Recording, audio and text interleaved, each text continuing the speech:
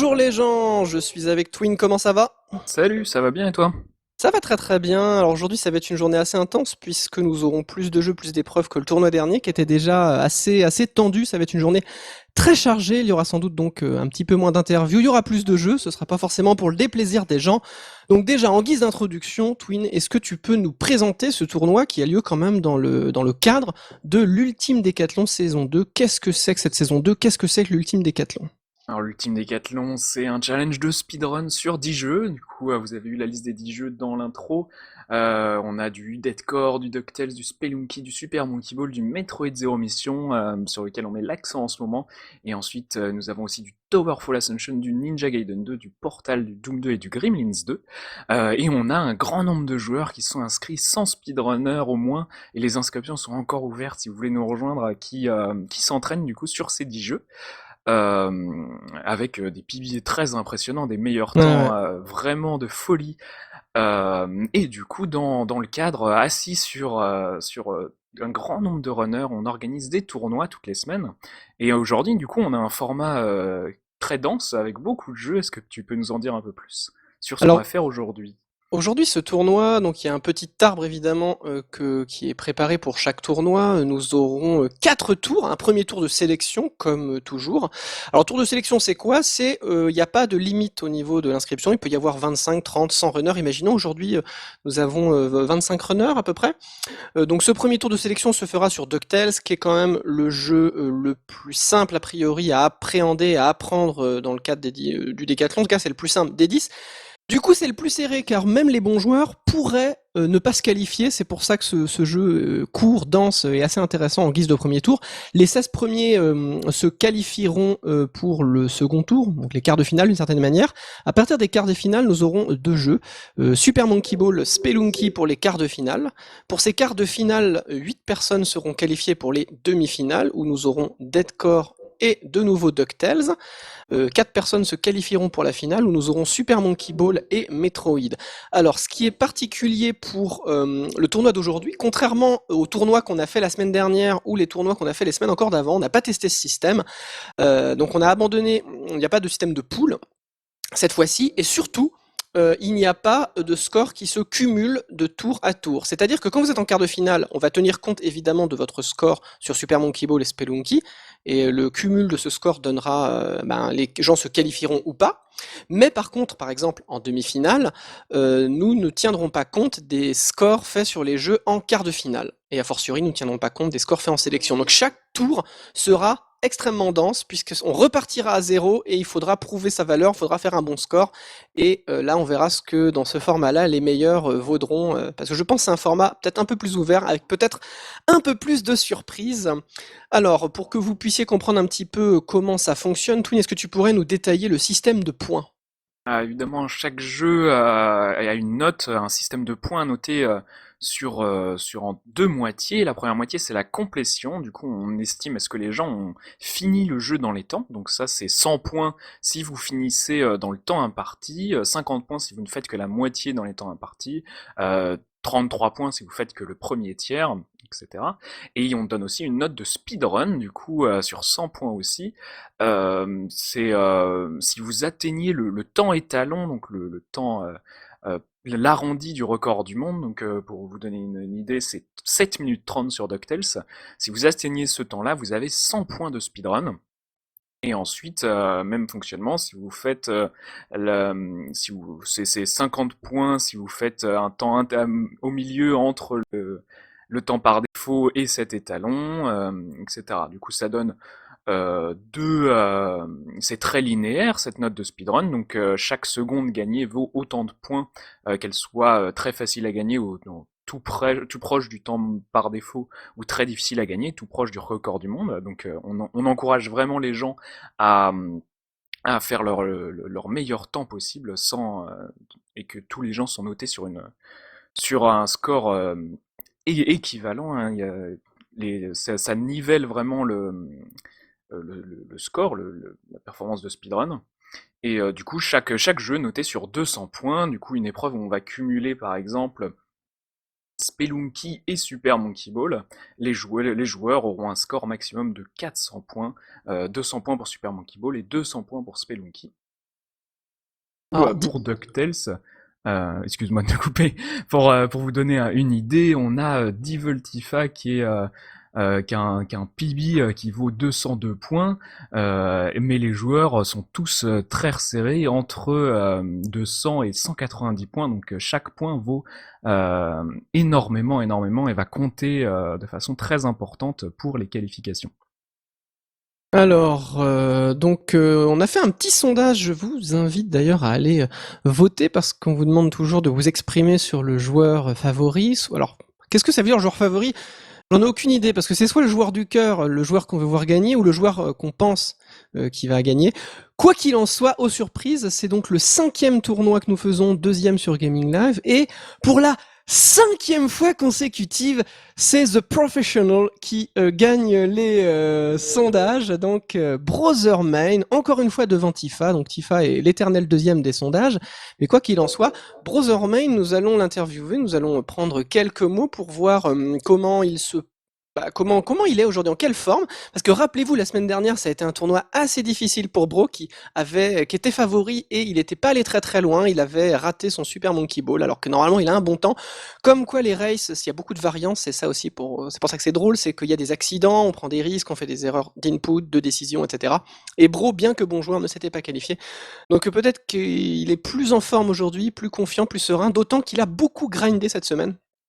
Parce qu'autant Tifa est souvent le favori objectif, c'est-à-dire que les chiffres le donnent gagnant. Mais pour une fois, moi j'ai fait mes calculs de code basés sur leur moyenne de PB épreuve par épreuve, et c'est la première fois que Bro est aussi, en plus d'être le favori du cœur, on va dire, est le favori, on va dire, entre guillemets, objectif, même si dans cette cote ne sont pas pris en compte le facteur régularité en race. Or, on sait que Devil Tifa est le joueur le plus régulier en race, donc ça pourrait largement compenser ce que je dis. Quoi qu'il en soit, on voit Brother Main, 31% des votes, Devil Tifa, 24% Millet, donc qui était présent mais qui a eu un petit souci, du coup ne sera pas présent. Donc du coup 14% de gens étaient pour lui, mais donc Cladal 4e, 7%, Zelkis 5%, et après pas mal de joueurs qu'on retrouvera sans doute, mais qui ont du coup entre 3 et 1% des voix. Alors, Brother Main, on va aller le chercher. Est-ce que tu pourrais aller le chercher, Twin? Oui, Ah Brother mais le Main voilà. est avec nous. Alors Euh, Bro, comment ça va? Oula, attendez, j'étais en train de discuter sur Mumble. Oui, ça va, bonjour. C'est vrai qu'on te téléporte directement. Bonjour! Bonjour, salut. Alors, comment tu te sens aujourd'hui? DuckTales fait n'importe quoi, il joue, enfin, je peux pas jouer comme d'habitude pour une raison qui m'échappe, donc je suis confiant. Voilà. Alors, qu'est-ce que ça veut dire ne pas jouer comme d'habitude? Mais en fait, sur Amazon, il y a des ennemis qui pop là où ils devraient pas. Et ça arrive que depuis il y a 10 minutes. Hier, j'ai practice, tout allait bien, et là, tout va mal. Je Alors- blâme Tifa qui est venu hacker mon PC dans la nuit. Voilà. Ah, mais est-ce que ce serait parce que t'as progressé et t'as quelques frames d'avance et du coup, ben maintenant, Peut-être. les ennemis apparaissent plus au même endroit. T'as passé un cap en termes de skill, ça se trouve, ça se joue à quelques secondes dans DuckTales. Parce que si je regarde du coup DuckTales, en plus d'être le favori, c'est un premier tour assez particulier puisqu'il n'y a qu'un seul jeu. Peut-être que dans les tournois futurs, il y aura plusieurs jeux en sélection. Quoi qu'il en soit, là, il n'y a qu'un seul jeu, et en plus, c'est DuckTales, le jeu où les scores sont les plus serrés, ce qui fait que même toi, qui as un 7,26, donc qui vaut 200 points, il va falloir, on va dire, peut-être jouer safe, pas prendre trop de risques, pas se faire punir bêtement. Qu'est-ce que t'en penses? Bah, je pense que DuckTales c'est vraiment le jeu où, enfin, vraiment tout le monde a une chance plus ou moins à partir du moment où on est dans les eaux de 7,30, 7,40. C'est à peu près le temps que tout le monde peut faire en race, Ouais. en général, en moyenne, disons, parce que 7,26 c'est pas un temps que je vise en race, même sub 30 je vise pas ça. Donc c'est vraiment un jeu où je pense qu'on va avoir des égalités avec le nombre de participants. Mais Je pense ouais, que c'est plutôt cool, en fait. c'est marrant. très ouvert. Déjà, on a forcément plein de joueurs parce que c'est le jeu pour lequel on a le plus de temps. Et sinon, un mot sur comment tu sens le tournoi dans sa globalité, parce que là maintenant que tu as la structure sous les yeux, quel est le tour le plus difficile pour toi? Quel est le tour que tu appréhendes le plus? Parce que là, on voit que donc sur 25, nous prendrons sur DuckTales les 16 premiers qualifiés, mais quel est le tour que tu appréhendes le plus? Est-ce que c'est Super Monkey Ball Spelunky? Super Monkey Ball qui, rappelons-le, t'as trollé la dernière fois, donc t'avais eu une élimination préventive, alors que normalement t'es un des meilleurs. Spelunky que tu détestes, même si t'es président du fan club français de Spelunky. Alors, quel est le tour? Ou alors le quart, les demi-finales, la finale? A priori la finale non, mais quel est le tour que tu appréhendes le plus et comment tu te projettes dans le tournoi? Alors, la quart de finale, ça va être le plus dur pour moi parce que Spelunky et Monkey Ball. Monkey Ball, depuis la semaine dernière, j'ai perdu en confiance sur le jeu, mais c'est vraiment, je peux plus. Spelunky, bon bah c'est Spelunky, hein, il peut se passer n'importe quoi, donc je peux jamais être sûr. Sinon, Deadcore, je suis assez confiant, j'arrive à faire des temps assez constants dessus. DuckTales, on verra bien, et la finale Metroid, bon, il y a Metroid donc ça va. Ok, ben J'ai c'est ça. une dernière question, si vous permettez. J'ai lu, du coup je vais tout de suite faire du name calling, mais Devil Ah. Tifa a dit qu'il ferait toutes les strats les plus risquées pour faire le show ce tournoi, donc il fera l'hélico skip. Non, sérieux, il a dit ça? Allez, Qu'est-ce que ça t'évoque? moi j'ai envie de voir ça.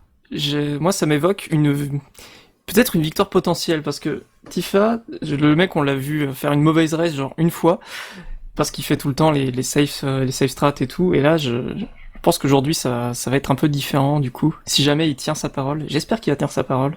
On te regarde Tifa. Bah, moi personnellement, je serais lui, je ferais le show sauf au premier tour. Parce qu'au premier tour, Ah, faire le show et mourir sur l'Amazonie, c'est ne pas se qualifier pour la suite, perso. Mais bon, Euh, après, Perso, il moi, faut- l'Ico Skip, c'est à chaque tour, hein. Il n'y a pas de premier tour ni rien, donc Ouais. hein. Il y a un standard là, Tifa, déjà, faut... le standard. Ok, bah en tout cas, bro, on te souhaite bonne chance. Bah, merci Voilà, beaucoup. le maximum, et on te laisse du coup te préparer. Alors là, le temps que les joueurs finissent de se préparer, on va se regarder un petit clip sur DuckTales, justement pour déjà un peu faire monter la sauce, vous montrer un petit peu le jeu. Et juste après, on regardera les personnes, vite fait les fiches des personnes que nous allons streamer. Et on essaiera de faire avec Twin un pronostic pour voir pour ce premier tour, même si a priori, on rappelle, un 25 joueurs sait se qualifier, mais l'accident peut vite arriver, donc on va se regarder. En attendant ce petit clip que Jean nous a fait.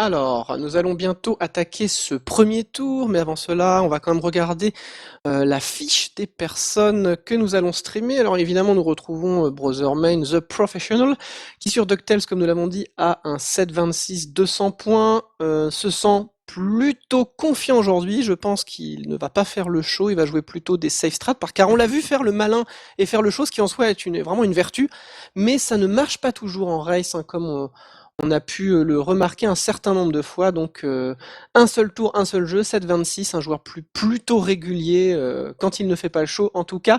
Ensuite nous avons Cladal. Alors Cladal, backup master, avec sa petite mitraillette. Alors qu'est-ce qu'il a sur DuckTales? Il est à 7,37, c'est évidemment un peu moins bien, mais en race, a priori, c'est pas si significatif que cela. 198 points. Ce qu'on note quand même, ce qui est quand même important, il est quatrième au classement général avec un score de 949 points, donc un joueur de toute manière s'il se qualifie qui est plutôt polyvalent. Et j'ai oublié de le dire pour Bro, mais Bro qui est troisième au classement pour 978 points. Encore une fois, les joueurs globalement qu'on va vous streamer dans ce type de tournoi seront souvent des joueurs assez polyvalents, assez moyens plus, voire très bons sur tous les jeux. Ensuite, nous avons Devil Tifa, voilà le joueur qui gagne en popularité, et c'est bien normal qu'il gagne en popularité. Pourquoi 4 étoiles? Parce que c'est 1 étoile par victoire dans les tournois, dans le cadre de l'UD2, l'Ultime Décathlon saison 2. Voilà, c'est le 5e tournoi, 1 étoile à gagner aujourd'hui. Alors il s'appelle The Outsider parce que c'était l'un débutant au début de la saison, mais comme quoi on peut être débutant et progresser très vite. Et on vous rappelle, n'importe qui peut s'inscrire, c'est libre, gratuit et convivial l'UD2, donc il y a des liens qui circulent si vous voulez rejoindre la fine équipe. Alors DuckTales, 7,19,202, c'est le meilleur temps ex aequo, si on ne tient pas compte des centièmes, dans le cadre de l'UD2. C'est donc très proche du record du monde, qui en plus, record du monde qui a été battu tout récemment, j'ai vérifié ça avant de démarrer, ce n'est plus 7-17 mais 7-16. Donc on détaillera ça tout à l'heure, mais donc c'est tout récent. Donc 202 points. Donc, premier du classement avec 988, il a gagné que 2 points par rapport au classement de la semaine dernière, mais arriver à ce nombre de points, c'est très complexe. Et nous avons Grey Fox pour terminer The Confident. Donc 6ème au classement, à la base il était prévu que nous streamions de Millet qui finalement n'a pas pu venir, donc là 6ème, 920 points, encore un joueur très solide, DuckTales 735, encore une fois on est un peu en dessous d'un Devil Tifa, mais on est quand même sur une performance plutôt pas mal. Il n'est pas en tier 6, il n'a pas atteint l'étalon de 730, mais il a 198 points. Encore une fois, un joueur polyvalent, avec quand même quelques petites faiblesses. Hein. Si on se projette sur les prochains tours, on voit quand même un Spelunky un peu plus faible, mais ça c'est bien normal, c'est pour ça qu'il d'ailleurs il n'est que 6ème, même si c'est déjà pas mal, donc on lui souhaite bonne chance. Alors que t'évoques Twin, ces quatre personnes qui ont quand même globalement des rangs 1, 3, 4 et 6 du classement général sur cette race sur DuckTales, comment ça va se passer selon toi? Alors, c'est une question compliquée, j'y réfléchissais vraiment profondément pendant que tu présentais les fiches. Je pense que 2 personnes sur les 4 que tu as présentés, je ne sais pas qui, n'arriveront même pas dans le top 5 de cette race. Je pense que Tifa va arriver premier quand même.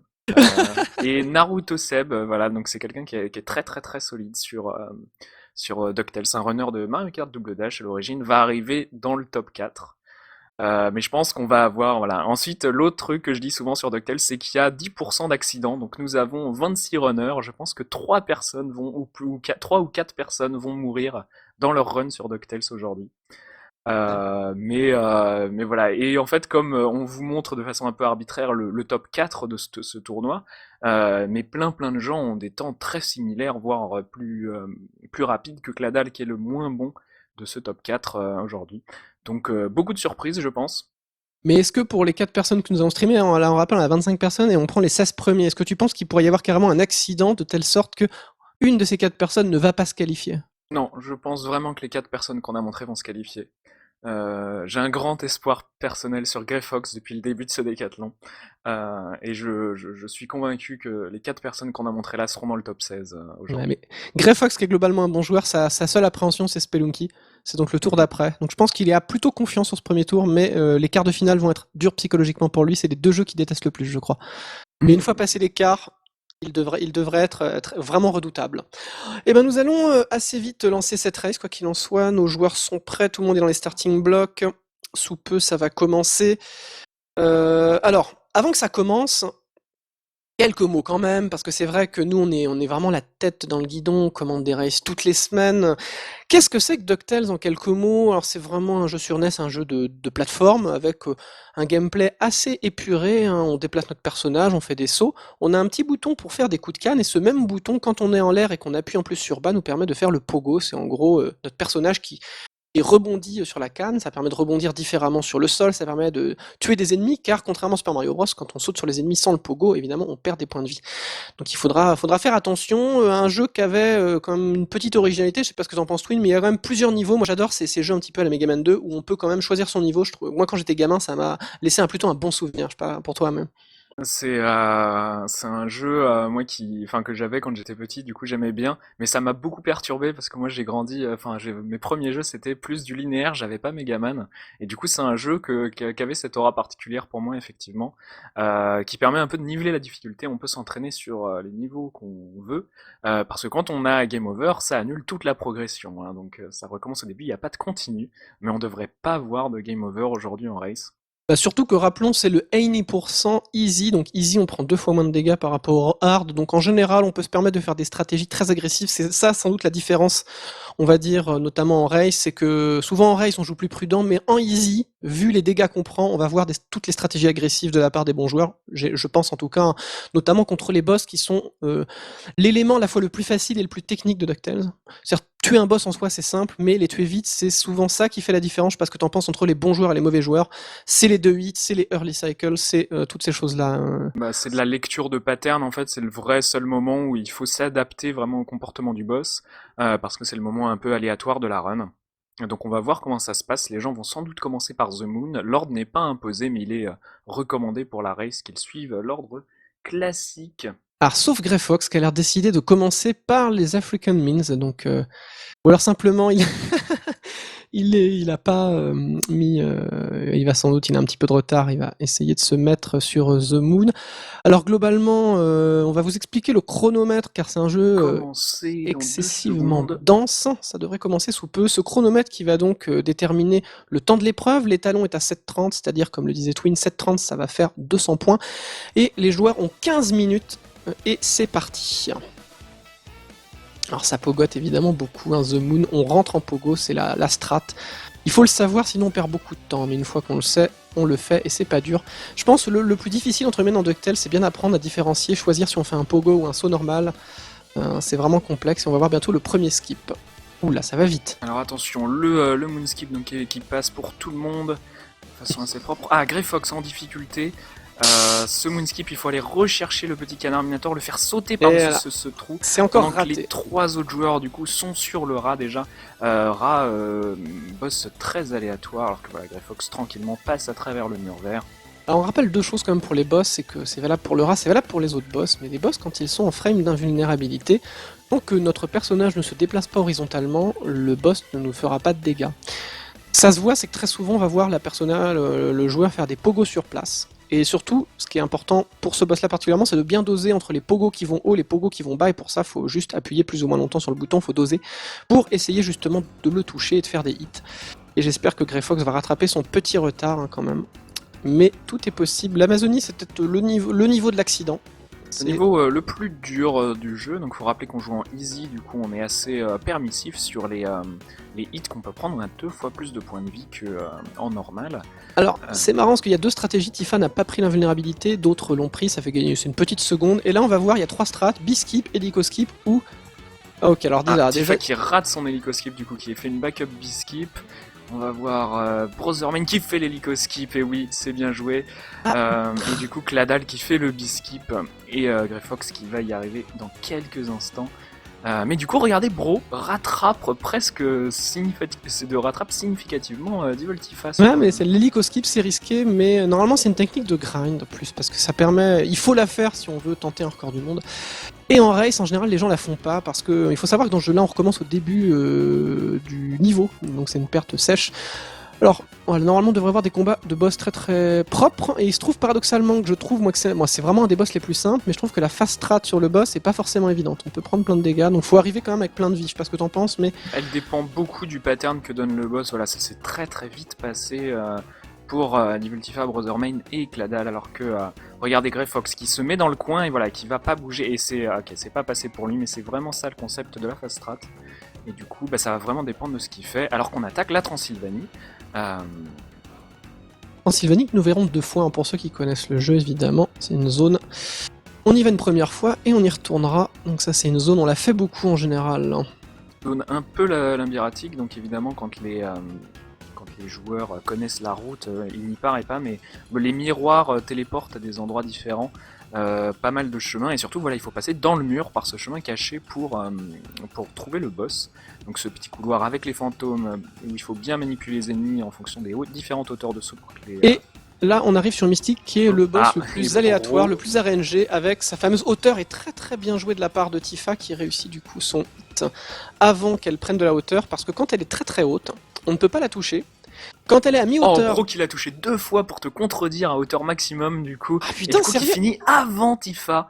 C'était très très bonne gestion d'un pattern absolument horrible pour Bro, c'était très bien fait. Et c'est rare parce que la plupart du temps, même les bons joueurs vraiment au plus haut en fait ne touchent pas. Ou alors si t'arrives à te prendre un hit... c'est un positionnement très précis avec un hit en frame d'invulnérabilité, effectivement. Ouais, mais c'est vraiment, on le voit quasiment jamais en race pour le coup, le hit sur quand elle est tout en haut. Mais très souvent, déjà même les joueurs intermédiaires ont du mal, par exemple quelqu'un qui est à mon niveau, qui est plutôt dans les entre 8, 15 et 8, c'est déjà difficile de la toucher quand elle est à hauteur intermédiaire, on peut vite faire une erreur d'input. Et on préfère qu'elle soit forcément en bas parce que c'est beaucoup plus simple. Du coup, alors, on a vu ce repassage dans la Transylvanie pour récupérer la clé des mines, et du coup le niveau peut maintenant commencer pour Devil Tifa et Brotherman qui offrent une performance tout à fait speedrunnistique alors que Cladal les rejoint et que Greyfox, hein, mine de rien, avec un petit retard au début, les rattrape. Hein, il en est au même niveau qu'eux, juste un peu derrière. Mais ça devrait largement suffire pour se qualifier. On rappelle, 25 personnes, 16 personnes vont se qualifier. Donc là, on vous présente les meilleurs. Donc les meilleurs au classement général, qui sont souvent les meilleurs quand même sur les différents jeux, c'est bien logique, puisque c'est surtout, il faut être régulier dans un décathlon. Alors le boss, faut faire le premier cycle, c'est presque gratuit. Oui, donc le boss, hein, sans doute le plus facile, pas de temps à gagner. Il faut attendre donc qu'il fasse 4 tours de terrain, sachant que tous les boss de DuckTales, faut les toucher 5 fois. Aucune difficulté particulière. Ah là là, je vois qu'il y a des gens qui ont forfait, ça veut dire qu'il y a des gens qui ont eu un game over probablement. Et ils savent que c'est terminé. Il y a eu pas mal d'accidents, j'ai eu l'impression de Live Split, parce que les gens utilisent donc cet outil de speedrun Live Split pour rejoindre les races, mais c'est vrai qu'on a peut-être eu des petits forfaits un peu de déception, parce que le game over ne pardonne pas. Ah ouais, c'est fini. Le temps de refaire. Dans un mode championnat, évidemment, ces personnes pourraient continuer, ou s'il y avait plusieurs jeux, ils pourraient se rattraper, mais là, c'est trop punitif DuckTales. On va se faire simplement les points de complétion. Globalement, s'il y a eu un game over, c'est fini. Donc c'est un jeu, c'est pour ça, je trouve que c'est le jeu objectivement le plus facile, mais d'une certaine manière le plus punitif. C'est très très punitif et c'est ça qui est intéressant du coup de l'avoir en sélection. Alors je vois une question dans le chat, est-ce que les forfaits sont éliminatoires pour le tournoi? Non, mais du coup ça limite fortement le nombre de points que vous gagnez sur le jeu. Par exemple, Julian qui a forfait la race alors qu'on arrive sur ce Yeti, s'il a fini 2 boss sur 2 niveaux sur les 6, bah, ça va lui faire que quelques points de complétion. Ah, bien joué Bro, ce boss, toujours. Bro, ah là là, qui a fait un boss beaucoup plus propre que Devil Tifa pour le coup. Tifa qui a raté un cycle, du coup qui a été obligé d'attendre. Donc ce boss, pareil, même manipulation que les autres, il faut utiliser le fait qu'on est invulnérable, on est frame d'invulnérabilité du boss sans toucher la direction horizontale. Alors qu'on va avoir Greyfox pour un boss plutôt rapide. La Cladal, faut faire gaffe, on pourrait avoir l'accident. Faut pas mourir, non, ça se passe bien. Et regardez Greyfox du coup qui est fini le boss plus vite que Devil Tifa, qui continue de gratter ces trois autres runners malgré un début compliqué. Ça a été très beau. Et du coup, Brothermain a largement une avance très nette maintenant. Il est pas loin, il visait pas les 7.30, mais il a fait un truc très propre. Il est possible, il va pas être très loin, maximum 7.35, je pense, je dirais à vue d'œil. Faudrait voir évidemment son Dracula Doc, parce qu'il faut pas se prononcer tant qu'on n'a pas vaincu le dernier boss. Faut pas rater ces 2 hits, c'est un boss qui est à la fois très long et très court. Ça dépend de la strat qu'on utilise. Si on utilise la strat des champions, c'est un boss très court. On va essayer de faire un maximum de 2 hits. Regardez, un hit, on remonte. Donc en utilisant toujours les frames d'invulnérabilité. Donc c'est un boss qui a été fait pour être tué en grimpant sur les petites chauves-souris qu'il envoie. Et donc on va faire des sauts pogo pour l'atteindre. Mais c'est vrai que la manière dont sont gérés les hitbox, alors que ça s'est très vite passé pour Bro, du coup qui va marquer un temps incroyable alors qu'on dépasse tout juste les 7 minutes 30. On est tout près du record du monde. Là c'est impressionnant. Voilà. J'avais dit moins de 7.35, mais ça va être pile ça, ça va être 7.30 environ, enfin comme ça. Donc bon, Devil Tifa qui pareil. Quelques secondes derrière, du coup on a. Mais du coup Greyfox qui avait rattrapé Tifa a moins bien géré son boss. C'est bien dommage et Cladal va les rattraper tranquillement, mais on remarque quand même que pour ce jeu-là, c'est normal que ce soit si serré. Alors petite explicitation quand même pour le chrono. Le chrono au début n'affiche qu'un temps, et quand on arrive au temps étalon qui va valoir du coup 200, 100 points de complétion, 100 points de speedrun, comme détaillé en intro, on met ensuite le score. Là il s'agit du score speedrun, donc sur 100, et quand on voit 92, là si les gens terminent maintenant, ils ont donc... Greyfox vient de finir, mais en fait 15 personnes ont déjà fini. On atteint les dernières places à distribuer. Voilà, le Chamout et Arrest 16ème je crois de cette race. Les temps sont infernaux, je vais essayer de vous donner un aperçu. Brothermain avec 7.37 en premier, Devil Tifa 7.39, ensuite on a un 7.47, 7.52, 2 personnes à égalité, Vandal et Zigougoui à 7.52, 7.56, 7.57 pour Greyfox, 7.58 pour Cladal. C'est impressionnant, hein. Voilà, donc on avait 9 personnes sous les 8 minutes. Cette race était folle. Carrément, c'est parce que 8 minutes, ça veut dire qu'ils ont globalement... Bon, ils l'ont évidemment fait deathless, mais avec des strats pas forcément toutes safe, hein, parce que sinon on peut vite fait faire 8-5, 8-10. Donc c'est quand même des très bons temps. Donc là, les premières personnes qui sont notées sont sûres d'être qualifiées, évidemment, parce qu'avec un tel score. Mais il faut attendre encore que tout le monde ait communiqué son temps. Car on va prendre les 16 premiers, donc c'est... On devrait retrouver les têtes de série, on va dire, les Bro, les Tifa, les Naruto Seb, etc. Et peut-être des joueurs qu'on voit moins souvent, car c'est quand même une épreuve assez ouverte. Et je sais que les joueurs qui ont terminé sont déjà en train de se concentrer sur les quarts de finale parce que ça va être, je pense, un quart de finale assez complexe. SMB qui est un jeu encore une fois punitif, pas aimé de tous, enfin les gens l'aiment mais le trouvent parfois difficile, et Spelunky, le jeu de l'injustice, le jeu de la frustration. Mais c'est le jeu de la frustration, mais on y retourne quand même tous les matins avec le sourire en se disant c'est bon, je suis réconcilié avec le jeu. C'est ça qui est très très drôle. Alors, Le jeu, c'est Syndrome Stockholm Simulator, hein, Spelunky. C'est vrai qu'on se sent, on l'aime. C'est une relation d'amour et de haine qui est très forte, hein, qui peut se développer entre le jeu et le runner, parce que l'injustice du jeu et l'exigence du jeu font que on peut être très rapidement frustré de sa run, mais en même temps c'est un jeu très plaisant parce qu'il y a un côté roulette, un côté casino, un côté aléatoire qui est très très tentant. Essayer, se dire peut-être là je vais avoir la meilleure chance possible. Du coup, je suis très satisfait. alors normalement, de mes pronostics. on devait interviewer rapidement le gagnant pendant que les gens terminent, car on rappelle, hein, c'est 15 minutes le temps de talon, il y a encore des personnes, du moins possiblement, qui terminent. Avoir quelques mots de bro, alors certes c'était le favori, là on se contentera de quelques mots puisqu'on a déjà eu une interview plus détaillée. Ça semble confirmer en tout cas la confiance qu'il avait à lui, alors que je vois que notre invité arrive, hein, parce qu'on aura un Realmiop qui nous rejoindra pour Spelunky, qui aura lieu dans le tour qui va arriver après la publicité. Après l'interview de Bro, il y aura une petite pause de publicité. Et on attaquera les quarts de finale avec Super Monkey Ball, l'épreuve très courte, 10 minutes, puis Spelunky, 1 heure, donc l'épreuve un petit peu redoutée, mais que nous on adore en tant que commentateur. Mais non, tout va bien se passer. J'ai confiance en Bro cette semaine. Bro qui vient de gagner, donc tu viens d'arriver, qui est premier sur DuckTales. Là. Non, il est Chercher, égalité. Non, un oui, mais 7,37, c'est-à-dire qu'en point. Mais, et cette fois-ci, nous ne cumulons pas.